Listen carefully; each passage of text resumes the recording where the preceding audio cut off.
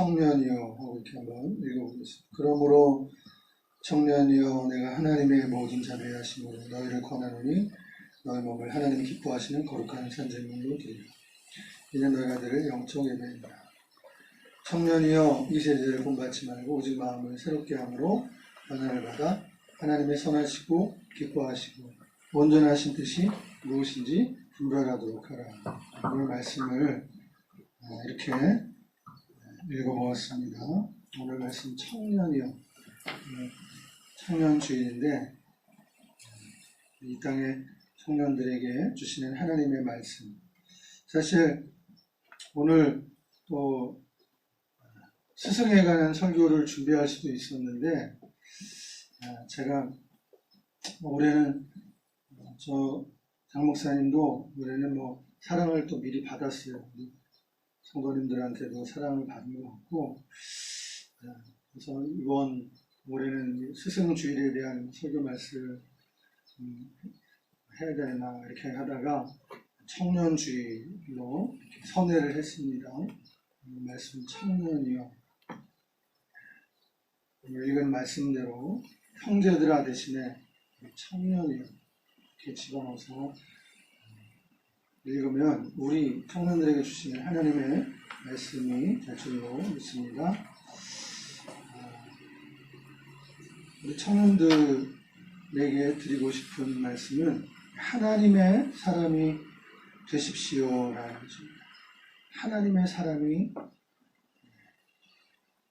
되어서 살라는 것입니다. 하나님의 사람이 된다는 것은 먼저 믿음의 사람이 되는 것을 말합니다. 믿음의 사람이 되는 것이 곧 하나님의 사람이 되는 것입니다.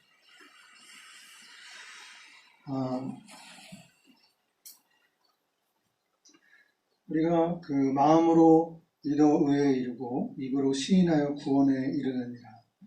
예수님을 우리가 영접하고 또 입으로 시인해서 우리가 죄인인 것을 고백하고 예수님의 십자가의 피로 죄사함 받고 그리고 예수님을 영접할 때 하나님의 자녀가 된다. 굉장히 기본적인 전도할 때 우리가 이 내용을 담아서 꼭 전도할 때 이렇게 합니다. 그래서 하나님의 사람이 되는 것은 믿음으로 예수님을 믿는 것을 통해서 하나님의 자녀가 되고 하나님의 백성이 되는 것을 볼 수 있습니다. 제가 한동안 우리 주보의 예화들을 이번에는 잘 못 보고 지나간 것 같아요. 한 2달 예화도 보지도 못하고 주보를 이렇게 받아왔는데 근데 또 이렇게 우연히 또 주보를 보면서 좋은 내용들을 발견하게 됐어요. 2월달 14일자의 그 주보에 보니까 믿음이 먼저다 이런 그 예화가 내용이 나와 있어요. 참 재밌는데 전 세계를 돌며 그리스도인들이 어떻게 성공할 건가 하는 세미나를 그런 남자 강사가 있었다고 합니다. 죽어서 천국에 갔습니다. 천국에 가자마자 첫날에 그는 또 역시 천국에서 뭘 해야 하는가 하는 세미나를 열게 되었다고 합니다. 그 큰 강당에 수많은 사람이 몰려와서 열심히 강연을 하는데 맨 앞자리에 예수님이 앉아 계시더래요. 근데 예수님이 그 남자 강사가 강연하는 내용을 열심히 쓰고 계시더라는 겁니다. 그래가지고 이 강사가 다른 사람도 아니고 예수님이 자기 강연 내용을 쓰고 막 뛰어가가지고 왜 그렇게 예수님 제 강연을 이렇게 열심히 쓰세요? 그랬더니 예수님이 대답하셨다는 것입니다. 처음 듣는 소리라서 그렇다. 여러분 사실 이 행위를 강조하면 그리스도의 삶을 어렵게 만드는 거예요. 우리 신앙에 있어서 믿음으로 거듭나는 거죠. 우리가 행위로 구원받는 게 아니거든요. 믿음으로 거듭나는 거예요. 행위가 아니라 사실 믿음이 먼저 하는 거예요. 순서로. 근데 신앙생활 잘못할 경우에 자꾸 행위에 너무 강조하게 되면 이게 율법적인 믿음이 되게 되는 거예요. 그리고 신앙생활을 하면서도 즉각적인 좋은 결과를 집착하게 되면 하나님의 약속이 이루어지는 것을 볼 수가 없어요.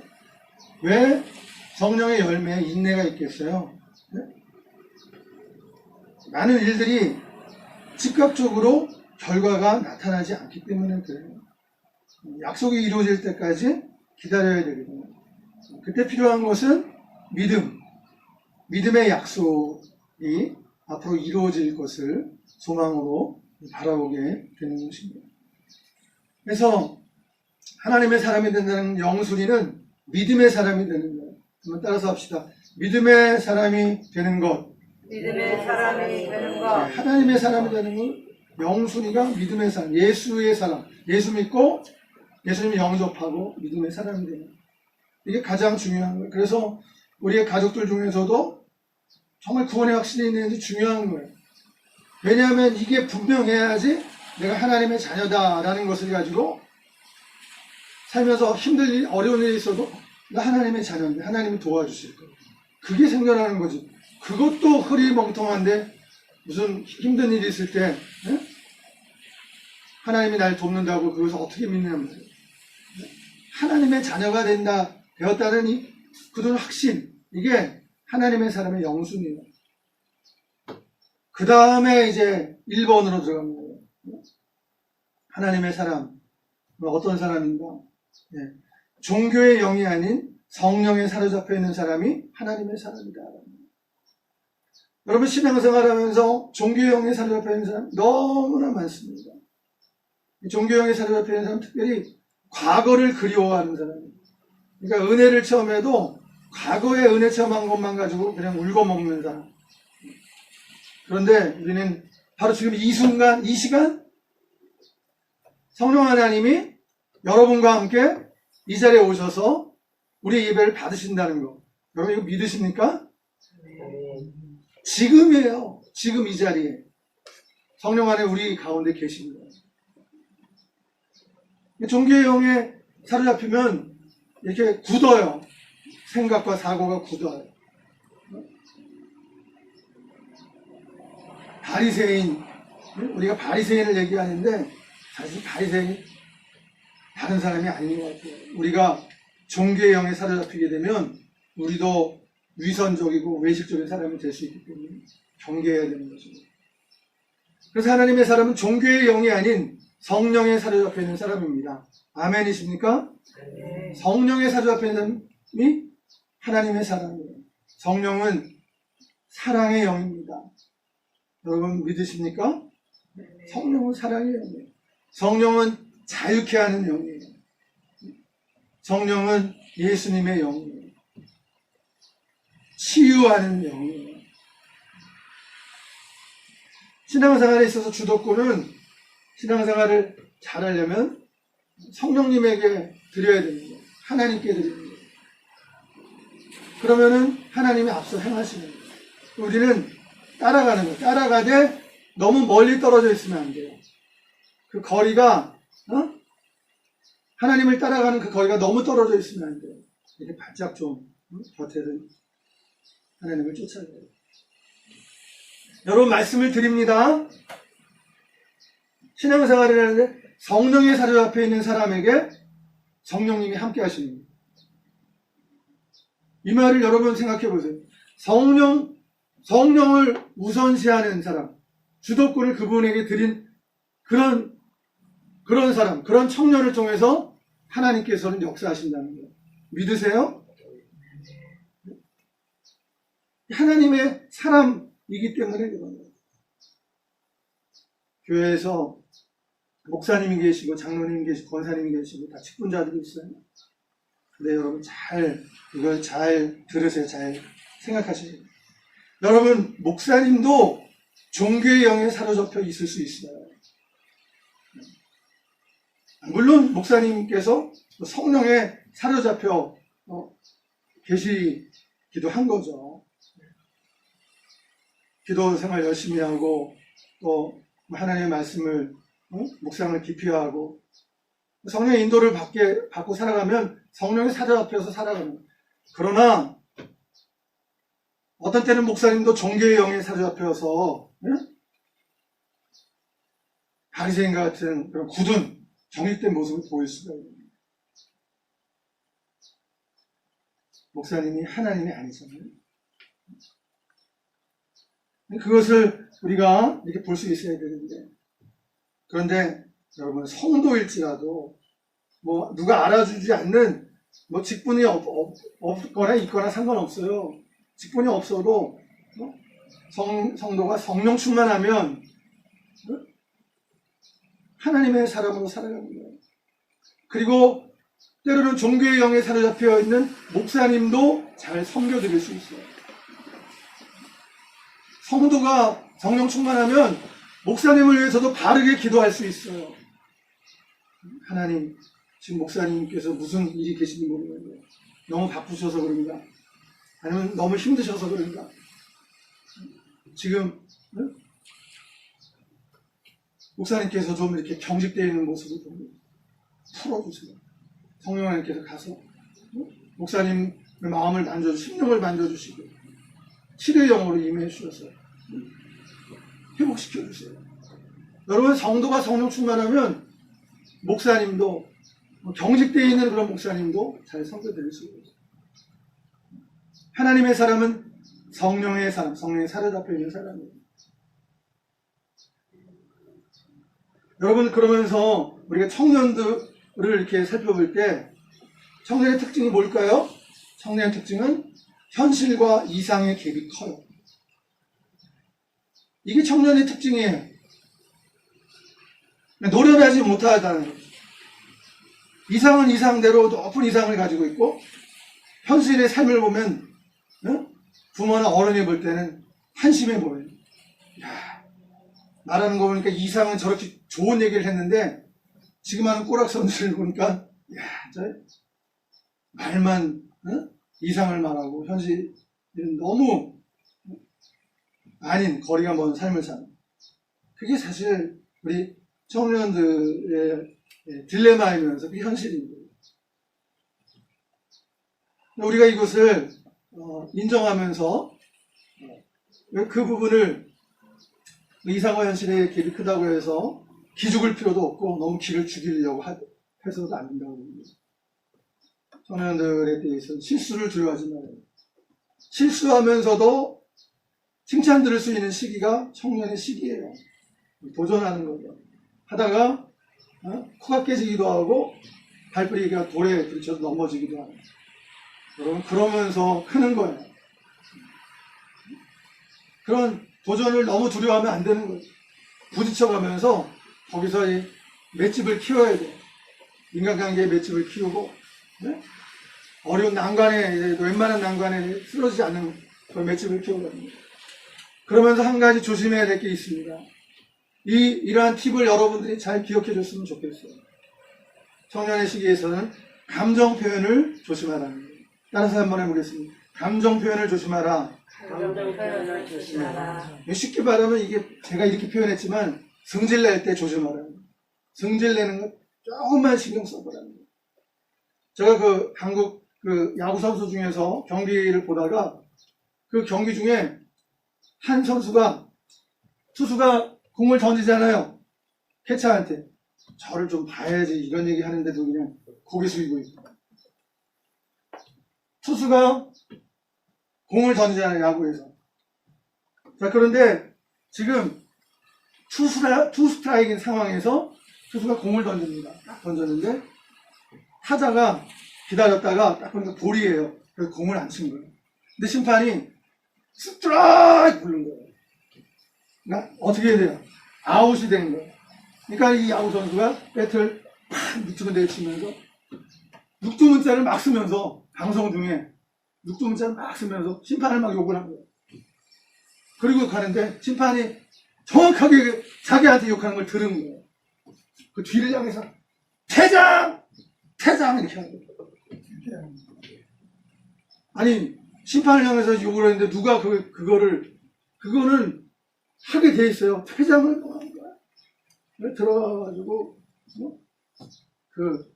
자기네 어디에 선수들 있는데 뭐라고 그래요? 선수들 있는데 뭐라고 부릅니까? 아시는 분 없어요? 벤치래요. 벤치. 어떤 그 선수들 들어간 거기 들어가서 마지막으로 돌아가면서 발길을 뻥 차는 정수기를 뻥 차가지고 정수기가 넘어져. 그 동영상 댓글에 전부 다 그 선수를 욕하는 거예요. 제가 보니까 그 선수 잘생겼어요. 그리고 나는 이해가 돼요. 그럴 수 있겠다는 이해가 돼요. 근데 수십 개의 댓글 속에 한 사람 동정을 해준 사람이 없어요. 이 젊은 피가 실수할 수는 있는데 이런 감정, 욱하는 거 있잖아요. 요거를 한 번쯤만 참고 넘어가요. 크게 요구하는 거 아니죠. 욱하는 그거를 잠깐만 참고 넘어가요. 그러면 정말 여러분의 인생에 좋은 일이 생겨요. 많은 사람들이 여기서 넘어지는 거예요. 저는 그 선수 잘생겼다고 말했잖아요. 이해도 된다니까요. 근데 사람들이 그거를 안 받아줍니다. 그래서 그런 말이 있어요. 경기에는 심판도 경기의 일부다, 이런 말이 있어요. 심판도 사람이 하기 때문에 어떤 때는 내 판단이랑 다른 거예요. 그 스트라이크냐 볼이냐, 제가 볼 때는 그렇습니다. 제 주관적인 견직이지만 저는 그 정도면 스트라이크 불러도 크게 불만은 없다. 볼처럼 보일 수도 있는데 스트라이크로 잡아줘도 상관없다. 저는 제 견직은 그래요. 그 트랙 존이라는 게 있잖아요. 그 존에 그래도 걸려있다 정도로 저는 된 거거든요. 근데 그 선수는 그렇게 했는데 아마 그 다음에 어떤 불이익이 선수한테 주어졌을지 모르겠어요. 그 팀에게도 안 좋아요. 그런 일을 해서. 프로야구 팀에게. 팬심이 떠나고 막 그러고. 욱하는 이런 감정 표현을 조심해요. 시편 141편 3절에 입술에 파수꾼을 두어라. 여호와여 내 입에 파수꾼을 두시고 세우시고 내 입술에 문을 지키세요. 젊어서부터 이런 부분을 경계로 삼을 필요가 있어요. 실수를 줄이는 것. 그 젊은이다운데 이게 이렇게 막 하다가 열심히 하다는 그런 실수는 그거는 괜찮은 거예요. 그런데 인간관계를 통해서 이렇게 어떤 폭력적인 표현이나 어떤 그런 실수를 하는 것은 그거는 사람들이 용납을 잘 못하는 거예요. 말에 있어서나 행동에서 입술에 파수꾼을 세우시고 내 입술에 문을 지키고 가정에서도 이런 것들을 연습해가는 거예요. 살다 보면요, 직장생활이나 친구들이나 인간관계에 있어서 너무 미워 죽고 싶을 때가 있어요. 너무 하는 짓을 보니까 너무 화가 나고 얄밉고. 그럴 때 원수 사랑하라는 건 좀 너무 어렵죠. 그 사실 말이 아니에요. 근데 그때 조심을 할 필요가 있다. 그렇게 아주 원수 갖고 너무 믿더라도 이렇게 마음껏 욕하고 그렇게 하지 말라는 거예요.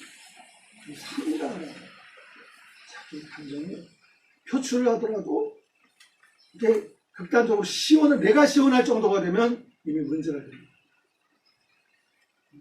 참으면서 젊은이들이 이런 팁을 일찍 깨닫는다면 많은 시행착오를 줄 수 있고요. 그 다음 세 번째, 하나님의 사람, 청년들이 가진 도전 정신, 오늘 기도 속에도 나왔습니다. 도전 정신, 요셉처럼 일어나고, 요셉의 생애를 이렇게 딱 보면 참 느껴져요. 도전 정신을 갖고서 넘어져도 다시 일어나고, 넘어졌다고 그것을 해서 좌절해버리고 거기서 인생이 그런 얘기 하지 말자. 넘어졌다 다시 요셉처럼 일어나고. 이 세상을 살아가면서 이런 표현을 드립니다. 꿈 있는 노인과 꿈 없는 젊은이. 여러분, 꿈 있는 노인과 꿈 없는 젊은이. 우리 대비해보자고요. 사실 노인들에게는 꿈을 가지라고 도전하고 싶은 거예요. 아름다운 노인입니다. 근데 젊은이인데 꿈이 없어요. 노인보다도 못하는 거예요. 도전 정신을 가지고. 돈이 없어도 상관없는 거예요. 도전 정신은 돈보다 더 귀한 거거든요. 실패를 통해서 얻는 것도 너무 값진 거예요. 금보다도 더 귀한 거예요. 노인들은 인생을 살면서 도전 정신이 필요해요. 인생을 마무리할 때 후회한다고 그러잖아요. 세 가지를 후회해요. 참을 것, 즐길 것, 나눌 것. 껄껄하면서 후회한다는 거예요. 노인들은. 앞서 말씀을 드리지만은 참을 걸 그때. 그거 못 참아가지고 인생 뒤틀리는 그런 일들이 여러 번 경험하게 돼요. 즐길 걸, 하고 싶은 거 할 걸. 노인이라도 꿈을 가지고 나눌 걸. 돈을 번 사람들 중에 사는 얘기예요. 여유가 없는 사람들에게는 이조차도 배부른 얘기처럼 되지만은 나이가 들어 돈을 많이 모은 사람들에게는 정말 나이가 든 다음에 이 돈을 어떻게 써야 할지 모르는 사람이 많아요. 제 주변에 제가 농협에 이렇게 갔다 오는데 하여튼 그 가판대 파는 어떤 아줌마가 저 들은 얘기예요. 재산이 35억이랬는데. 근데 저한테 들려오는 얘기예요. 그 돈을 가지고 자식들한테 뭐 이렇게 3억씩 주고 그러니까 집을 하나씩 사주고 그렇게 하는 건 그 다음에 뭘 해야 할지 모르겠다. 껄껄껄 하다가 후회하는 인생이 되지. 오늘 또 주보를 저지난주에 제가 주보를 보면서 역방향의 지혜라는 이화를 봤는데 거기 피터 드러커 미래학자에 대한 이야기가 나오고 있어요. 이분 굉장히 유명한 분이에요. 피터 드러커. 근데 피터 드러커가 유명한데 그분에 있어서 참 그분이 그 인생의 말년을 잘 산 분이에요. 그래서 더 유명해요. 저지난주에 주보의 그 예화에 보면 피터 드러커가 90세의 나이에도 책을 집필했다는 이런 내용이 나와요. 이런 열정적인 삶을 산 계기가 뭐였을까요? 피터 드러커가 18살에 그 베르디가 생애 마지막으로 쓴 오페라 팔스타프를 이제 그 공연을 보러 갔다는 거예요. 그 베르디의 팔스타프 그 공연을 보면서 굉장히 충격과 도전을 받았어요. 피터 드러커가. 그 오페라에 가득 찬 이 펄펄 넘는 이 생명력, 펄펄 뛰는 생명력에 감동을 받은 거예요. 근데 베르디가 그 곡을 작곡할 때 나이가 80세라는 것에 더 놀란 거예요. 이런 도전을 받아야 되는 거죠. 그러니까 인생의 꿈과 열정은 20대만 가는 전유물이 아니라니까요. 30대, 40대, 당연히 40, 50, 60, 75세, 80세, 90세 나이와 상관없이 하나님이 쓰시는 거예요. 모세도 80세에 쓰셨잖아요. 갈렙도 84세에 이 산지를 내게 주셔서 그렇게 하고 도전하는 삶을 살았죠. 도전하는 삶은 아름다운. 무리해서 막 쓰러지고 그렇게 하는 거는 원치 않습니다. 조절하시고 건강관리 잘 하시면서 이렇게 두들겨가면서 도전할 수 있는 원한의 아름다운 삶. 여러분, 네 번째로 노인들은 젊은이에게 경험을 나눠주고, 그리고 특별히 노인들이 할 일 중에 하나는 가정의 중요성을 말하고 가르치는 것. 그러기 위해서는 믿음의 가정들, 부모들은 어때야 돼요? 가정을 잘 지키고 행복한 가정을 이루고 가야 되겠죠. 하나님께서 가정을 세우셨어요. 이 시대에 가정을 회복시키는 그 과제가 사실 교회에 주어진 거예요. 여러분, 우리 교회가 가정을 살려내지 못하면 교회도 망하게 되어 있어요.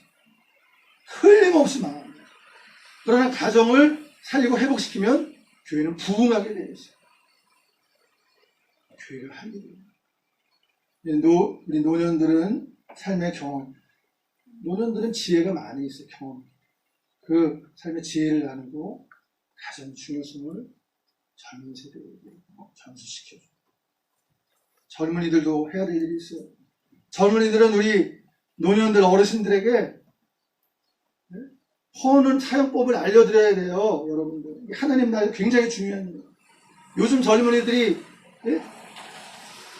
그 할아버지 할머니, 부모님이나 할아버지 할머니 효도하는 방법은 스마트폰 사용법을 몇 가지 알려드리세요. 그 1시간 걸려가지고. 그러면 이 노년의 할아버지 할머니들이 딴 세상을 경험, 너무 재밌는 거예요. 막 유튜브 들어가가지고 그 구글 가입하는 거 막 알려주고, 비밀번호도 이렇게 하는 거 알려드리고, 그래서 들어가서 막 이렇게 눌러보고 이런 거 가르쳐주고. 그러면 이제 노년들도 이제 쉰세가 되는 쉰세대. 그렇게 잘하지 못하더라도 그런 걸 익혀가면서 이렇게 젊은 세대랑 단절이 되지 않는 거예요. 근데 그런 것을 우리 믿음의 자녀들이, 젊은이들이 할 수 있어요. 부모님과 노인에게 스마트폰을 가르쳐주고 있어요. 여러분, 빌립보서 4장 8절에 있는 말씀대로 제가 3주 4주 걸쳐서 매력 있는 그리스도인에 대한 설교를 했어요. 아름다운 청년이 되십시오. 사랑받고 인정받고 존중받고 경건하고 모든 일에 참되고 매력 있는 모든 일에 범사에 그런 매력 있는 아름다운 청년이 되십시오. 예수님이 제가 어린이 주일에도 설교했잖아요. 지혜와 키가 자라고 하나님과 사람 앞에서 사랑스러워 가시더라. 여러분, 이런 성장이 우리 청년들에게 있어야 해요. 점차 자라는 신체적으로, 정신적으로, 영적으로, 사회적으로, 관계적으로. 여러분, 이 시대에 또 우리 젊은이들에게 주어진 하나의 과제는, 특별히 크리스찬 우리 기독 청년들에게 주어진 과제는 뭐냐면 세대 차이를 극복하려고 노력하라고. 세대 차이는 있기 마련이에요. 어떤 세대든지 다 있게 되죠. 그런데 특별히 우리 아름다운 우리 믿음의 청년들이 이런 부분에 눈을 좀 뜰 필요가 있어요. 어른들과의 세대 차이를 극복하려고 하는 노력. 그 노력 귀한 거예요. 사실은 제가 이걸 드러내놓고 많이 이렇게 강연하고 그런 기회는 없었지만, 우리가 드리는 예배, 이 공예배 속에, 사실 우리 좀 몇 안 되죠. 인원이 몇 안 되죠. 이 예배 속에 사실은 제가 이제 그런 생각을 늘 해왔잖아요. 오후 예배 드릴 때는 노인, 어른, 청년들, 주일학교, 유치부까지 다 데리고 나와서 예배 드리고 통합 예배라고 해요. 장애인들과 드리는 예배를 통합 예배라고 하기도 하지만, 전 세대가 어린아이부터 노인들까지, 할아버지 할머니까지 드리는 전 세대가 드리는 예배가 통합 예배가 됩니다. 그건 중요한 거예요. 그런 예배를 통해서 하나됨을 경험하는 거예요. 세대 차이를 극복할 수 있는 거예요. 그런 예배를 통해서 서로를 많이 이해하게 됩니다. 이 가정이라고 하는 공동체, 그리고 나아가서 교회 공동체가 우리 가족이구나, 그런 것을 경험하는 게 그런 통합 예배를 통해서 경험해요. 굉장히 중요한 것입니다. 실제로 그런 예배들을 통해서 노인들을 존경하고 노인들을 이렇게 잘 섬기는 그런 것들을 배워가게 됩니다. 노년들도 마찬가지예요. 자녀들을 정말 예쁘고 사랑해 주는 것을 그런 예배를 통해서 은혜 받고 그런 표현들을 자꾸 해주고, 자녀들과 손주들을 자꾸 어루만져주고, 잘했다 잘해서 잘한 게 아니에요. 아까 말씀드리지만 젊은이는 이게 하다 보면 실수하고 그런 일들이 시행착오고, 그래도 노인들은 잘했다. 젊을 땐 그런 거야. 걱정하지 마. 이게 우리 아이들에게 굉장한 에너지와 비타민이 됩니다. 여러분, 성령 받은 아름다운 청년들은 세대 차이를 극복하기 위해 노력할 수 있는 거예요.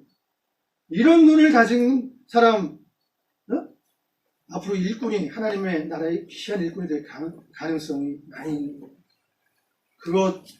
그런 눈을 갖는 사람들이 막 하나님의 사람, 성령의 사람입니다. 그런 성령의 젊은이라고 볼 수 있습니다. 그 다음에 6번째는 아름다운 세상을 만드는 꿈을 가지라는 것입니다. 한번 따라서 합시다. 아름다운 세상을 만드는 꿈을 가집시다. 아름다운 세상을 만드는 꿈을 가집시다. 청년들이 이런 꿈을 가져야 해요. 예수 믿는 청년들. 아름다운 세상을 만드는 꿈을 가져야 해요. 힘들다고 얼마나 부정적인 세상 분위기예요. 이런 속에서도 하나님이 함께 하셔서 예수 믿는 우리가 아름다운 세상을 만들겠다고 하는 그 꿈을 갖는 거예요. 그러기 위해서 우리 자신의 정체성에 대해서 알아야 되는데, 내가 메뚜기가 아니라 독수리 새끼인 것을 믿어야 돼요. 따라서 한번 해보겠습니다. 메뚜기가 아니라 독수리 새끼이다. 독수리 새끼다. 다시 한번 하겠습니다. 나는 메뚜기 새끼가 아니라 독수리 새끼이다. 독수리 새끼다. 여러분, 이런 정체성이 그리스도인 청년들에게 있어야 돼요. 메뚜기, 민수기 13장 14장에 나오는 이야기란 말이에요. 제가 하는 얘기가 아니라. 근데 안악자손의 거인들을 보고 와서 그런 생각이 들었다고 하는데, 나중에 어떻게까지 그게 적용이 됐어요? 우리가 보기에도 우리가 메뚜기 같다. 그럼 여기서 싸움이 끝나는 거예요. 내가 나를 보는데도 메뚜기 같다. 여러분, 내가 나를 그렇게 평가해버리면 끝나는 거예요. 주변이 아무리 잘한다, 너는 능력 있다 그래도, 아이, 나는 메뚜기야. 그러면 끝나는 거예요. 아무 일도 할 수가 없는 거예요. 성경에서는 하나님의 백성을 훈련하는데, 독수리가 그 바위 높은 곳에서 새끼를 던져서 급강하여서 독수리가 다시 새끼를 날기 위해 받는, 여러분, 이런 훈련은 호연지기한 호연지, 얼마나 강한 훈련에 멋있는 훈련, 멋진 훈련. 여러분의 삶이 뭐냐면 하루살이가 아닌 거예요. 여러분들은 30년, 60년, 100년 키우는 나무란 말이에요. 그러니까 독수리 새끼 같이 정말 창공을 향해서 비전해가지고 하나님 뜻을 이루는 그런 사람이다.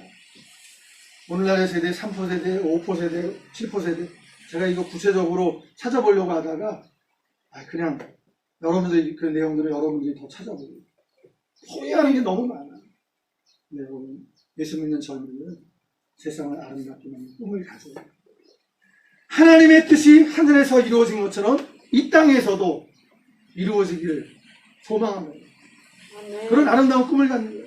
믿음과 소망과 사랑을 통해서 만드는 세상. 믿음의 역사, 사랑의 수고, 소망의 인내. 그를 통해서 만드는 세상. 믿음과 소망과 사랑의 가정 만들기를 꿈꿔야 돼요. 특별히 이 시대에 우리 젊은이들이 준비해야 될 거. 여러분, 가정에 대한 준비. 결혼을 준비해야 돼요. 결혼을 사모하고 준비하고 기도해야 돼요. 여러분, 가정은 하나님이 디자인하신 거예요. 하나님이 세워주셨어요. 교회와 가정이 두 가지. 가정은 하나님이 세워주신 거예요. 하나님이 디자인하신 가정을 회복하는 그 꿈, 아름다운 꿈을 청년 세대가, 그리스도인 청년 세대가 가져야 돼요. 그래서 여러분들이 결혼하고 나는 아름다운 가정을 꿈꾸리라. 사랑의 가정을 만들리라. 행복한 가정을 내가 꿈꾸리라. 화목한 가정을 이루리라. 오늘 우리 교회에서부터, 우리 교회로부터 이게 일어나야 됩니다. 네. 이 사랑의 불꽃운동이 일어나야 되는, 가정을 일으키는 거. 요즘에 부흥하는 교회 예를 들어봤는데요. 요즘 전도가 안 돼요. 어떤 교회가 부흥했냐? 자녀를 여러 난 교회들이 부흥했습니다. 실제로 여러분, 가정을 우리가 꾸미고 자녀를 낳는 거 생육하고 번성하라고 말씀하셨는데, 지금 이 시대에 우리 그리스도인들이 품어야 될 마인드예요. 너무 부정적인 그런 사회 분위기 속에서 함몰돼가는 교회에 속해 있는 공동체의 구성원들이 하나님의 영으로 충만하지 아니하고 하나님의 말씀으로 헤쳐나가지 아니하고 사회의 어두운 분위기에 침몰되어서 덩달아 안 된다 3포, 4포, 7포 세대에 같이 묻어가면 안 된다는 거예요. 2006년부터 2020년까지 15년 동안 정부가 225조 3천억을 저출산 해결하는 데 쏟아부었습니다. 그런데 결과는 더 악화됐어요.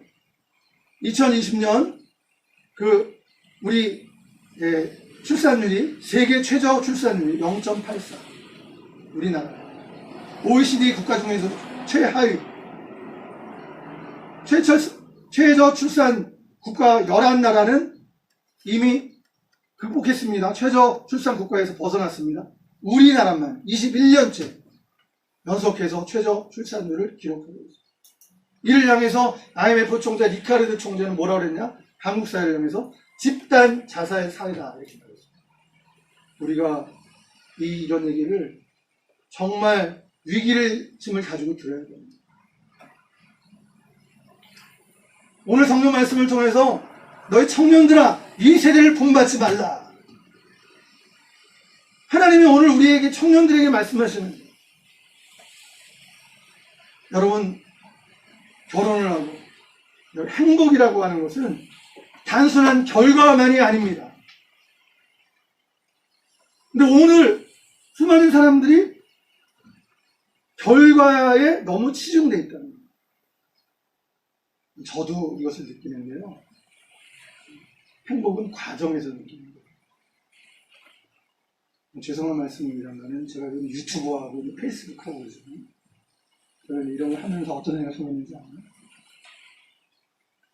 시간이 지나면 어느 정도 내가 궤도에 서게 될 거다. 어떤 때가 되냐면 지금은 제가 이제 동영상이나 이런 것들을 만들면은 사람들한테 홍보하고 카톡이나 이런 걸 통해서 개톡으로 보내기도 하고 이 일을 제가 지금 하긴 해야 되거든요. 왜냐하면 전 유명하지 않잖아요. 누가 저한테 와서 말하지 않아도 그 열어보고 하는 사람이 없거든요. 그렇기 때문에 알리기 위해서도 그렇게 해야 됩니다. 내가 어떤 시간이 되면 시점이 되면 그렇게 하는 것을 이제 줄이게 될 거다. 차차 줄이게 될 거다. 알려주고. 제가 이 말씀을 드리는 게 뭐냐면 저는 이 순간이 행복하다고 저는 생각을 합니다. 사람들이 알아서 저한테 장 목사님 하면서 장 목사님 훌륭하십니다.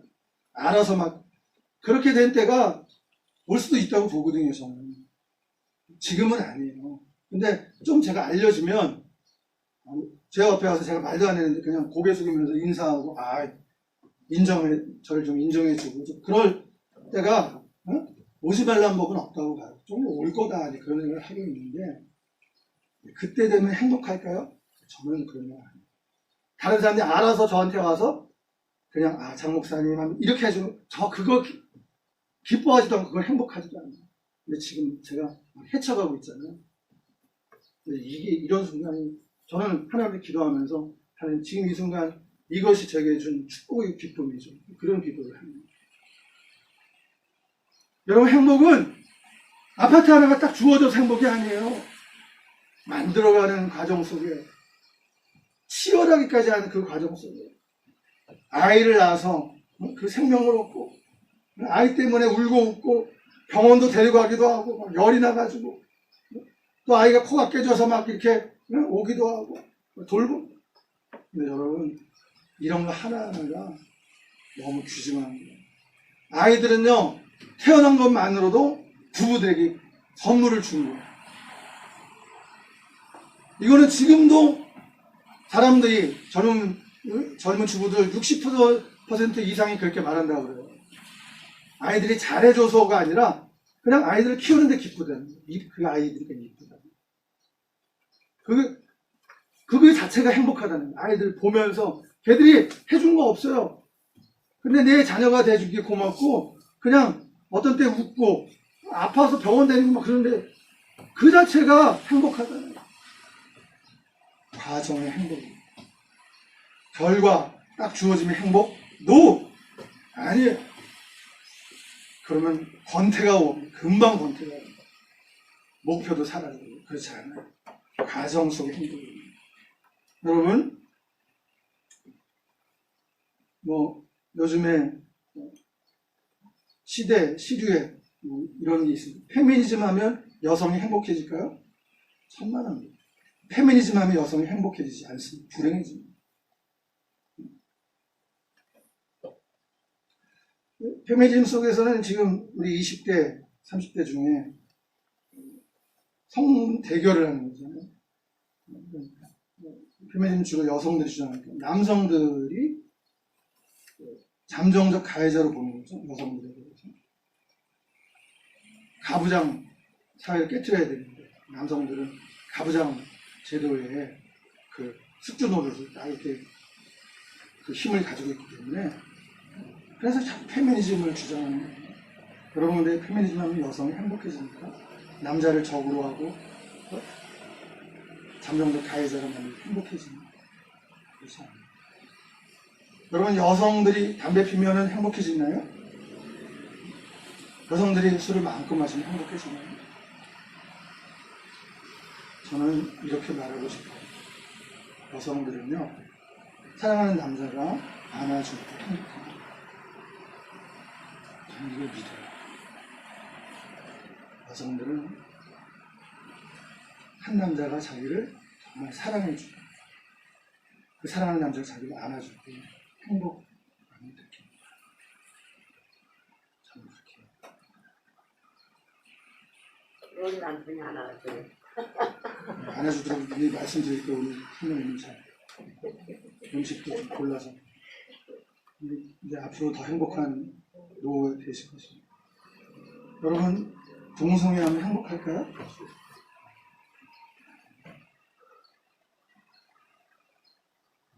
가족들이 많이 이해해주고 안아주는 엄마 아빠지. 오늘 노인들 가운데 졸혼? 이혼 안 했지만 사실상 별거하는 것을 지내는 졸혼. 행복하지 않다는 거잖아요. 여기 희망입니다. 역설이 있어요. 한 여자에게 구속되면 행복해요. 한 남자에게 구속되면 행복해요. 우리가 그 신앙생활에서 예수님 믿으면 예수님 십자가 사랑을 경험하면 다른 거 별로 얘기하고 싶지 않은 거예요. 예수님 너무 좋아. 다른 이름 구원을 얻을 수 있는 천하인간에 우리 구원을 얻을 만한 이름을 주신 이름. 예수님 사랑이 너무 귀하죠. 여러분 우리가 회개에 행복한 거예요. 죄에 얽매여서 모를 때는. 근데 회개하니까 자유케 돼요. 이 눈물이 정말 우리를 치유한 눈물이 회개에 있는 거예요. 마음이 깨끗해져요. 이게 참 자유. 여러분 우리 기독 청년들이 또 기억해야 할 것은 거룩한 세상을 만들라는 거죠. 한번 따라서 합시다. 거룩한 세상을 만들라. 거룩한 세상을 만들라. 창조주를 기억하라는 거예요. 전도서 12장에 보니까 청년이여 어린 때를 즐거워하며 내 청년의 날을 기뻐하며 마음에 원하는 길들과 내 눈이 보는 대로 행하라. 하고 싶은 거 다 하라는 거예요. 그러나 하나님이 이 모든 일로 말미암아 너를 심판할 줄 알라. 이 청년들도 책임 있는 삶을 살아야 돼요. 전도서 11장 9절 10절에 보면 악이 내 몸에서 떠나게 하라.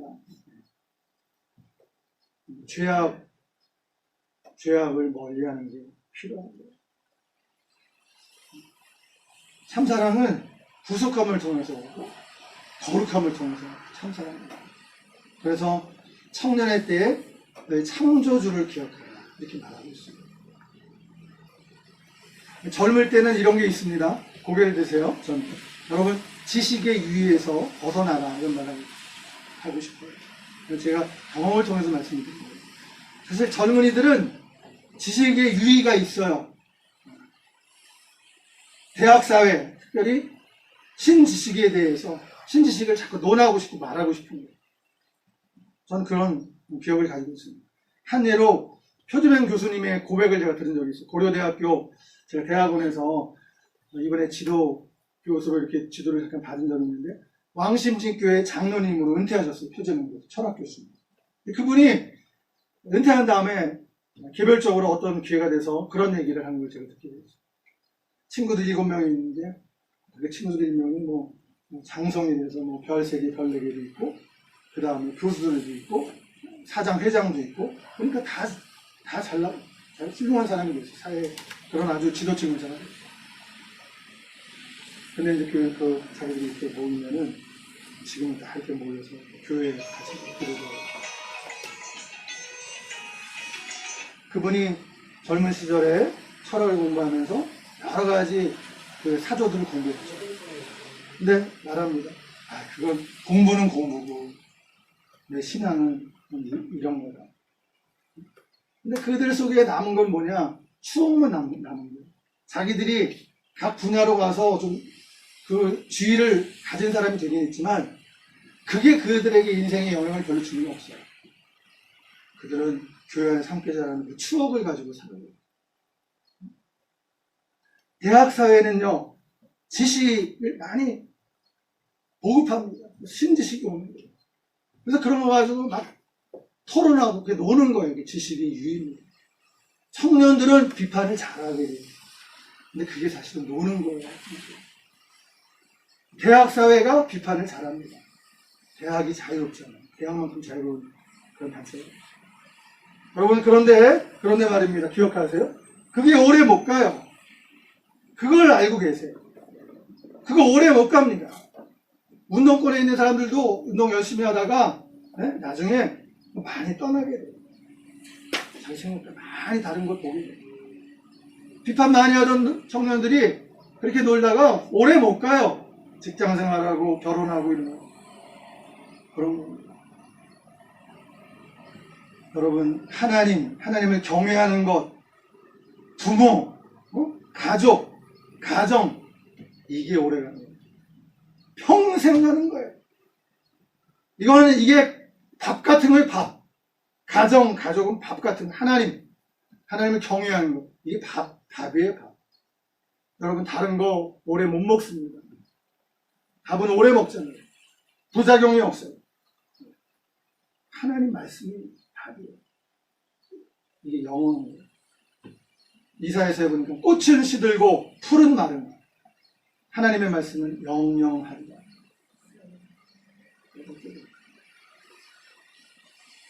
여러분 오늘 청년이여 라는 이 말씀을 나누었습니다. 여러분 마음과 기억 속에 새겨지게 되기를 축복합니다. 기도하겠습니다. 하나님 아버지 오늘 청년주일을 맞이해서 하나님의 말씀을 전했습니다. 우리 청년들 하나님의 사람들 믿음의 사람이 되게 해주시옵소서. 그리고 하나님 성령의 사람 사랑의 영 자유케 하는 영 치유의 영이신 성령의 사람이 되게 해주옵소서. 도전 정신을 요셉처럼 갖고 살게 해주옵소서.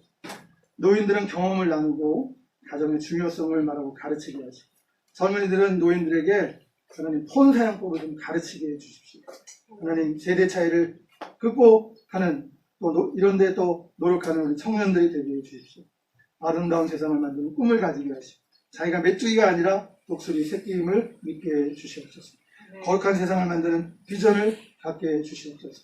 하나님 청년의 때에 시간이 흘러서 아무 낙이 없다고 할 해가 다가오기 전에 창조주를 기억하는 우리 청년 세대가 되게 주옵소서. 예수님의 이름으로 기도하옵나이다.